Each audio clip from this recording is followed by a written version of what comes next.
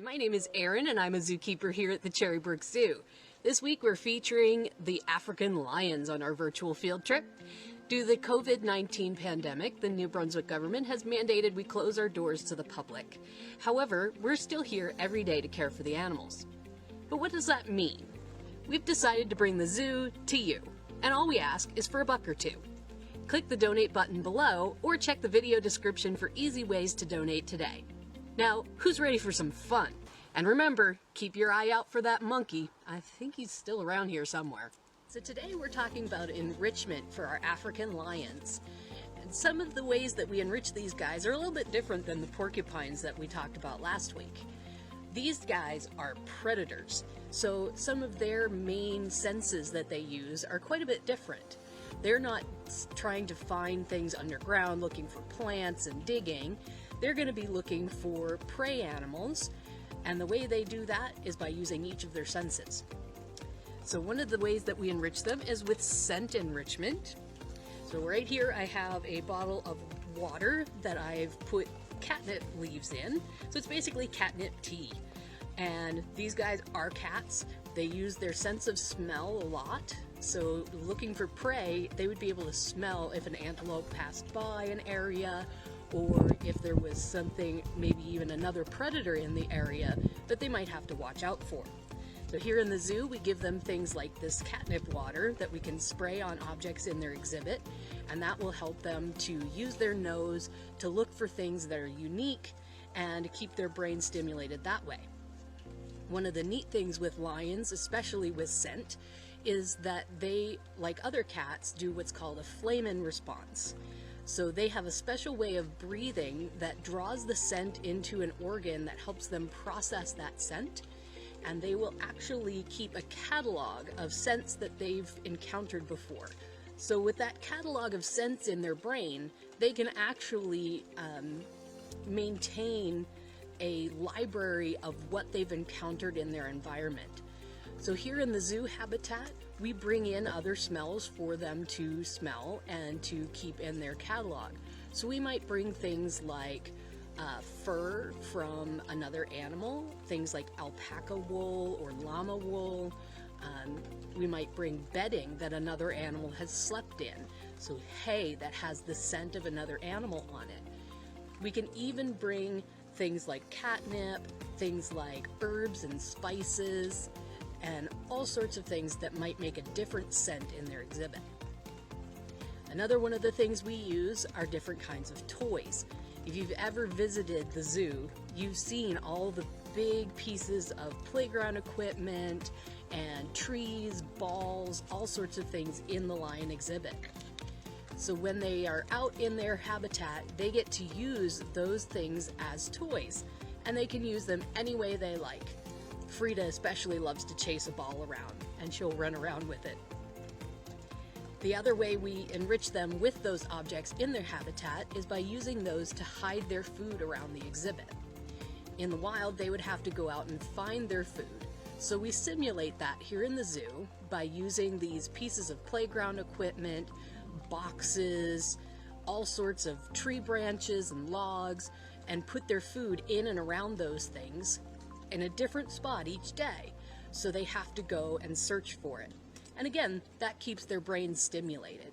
Today, we're going to be giving them a great big cardboard box. And just like other cats, lions love boxes. So hopefully we'll get them crawling in the box or ripping it up. Should be a lot of fun. So if you've seen this sign over my shoulder, this is actually one of our ways that we have to help support us here at the zoo. And you can help out specific animals by becoming a habitat sponsor. So this habitat has been adopted by the Sinhas, and they have promised to help maintain this exhibit, help us keep it up, and keep it healthy and enriching for the animals. So we've got the enrichment set up for the lions out here. We have a few different things going on. We have some of the stuff that is normally out here, her Frida's ball, the playground tubes. We have those set up with some catnip spray on them.